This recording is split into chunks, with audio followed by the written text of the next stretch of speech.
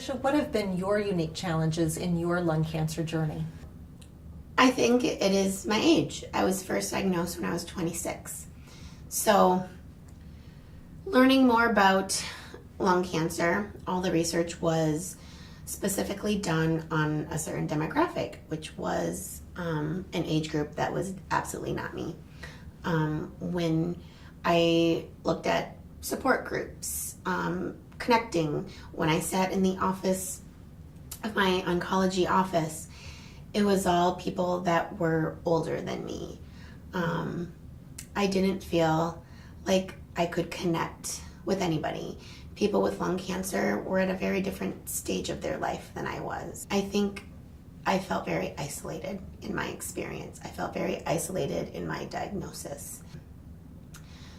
So that one being unique, and also that at 26 in my life at that time, I was starting a career. I was, I don't know if you'd say prime of my life, but I was planning for my life at that time. I was building a foundation for my life. And so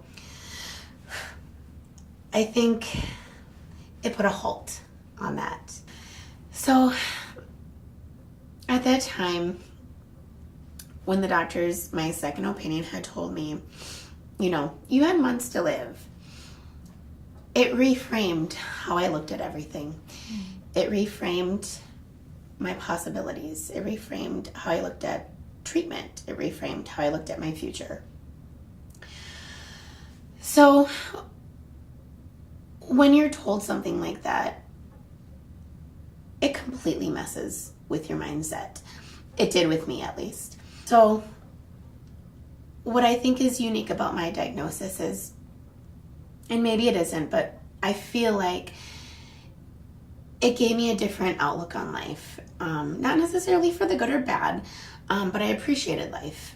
But yet I felt like I couldn't plan for it. I received scans every 4 months. After my first diagnosis, I had chemotherapy for 9 months, and chemotherapy worked. It diminished the 3 remaining spots. It did what the doctors did not think it was going to do. So that was another roller coaster. That was a high. That was like unbelievable. So it was hard to even accept at that point. Like, what do you mean it's gone? When you told me I wasn't going to be around at this point. So I was scanned for 4 months, every 4 months. My doctors had kind of always said, once you hit that 4-year mark, your likelihood of being re-diagnosed or it reoccurring drastically goes down.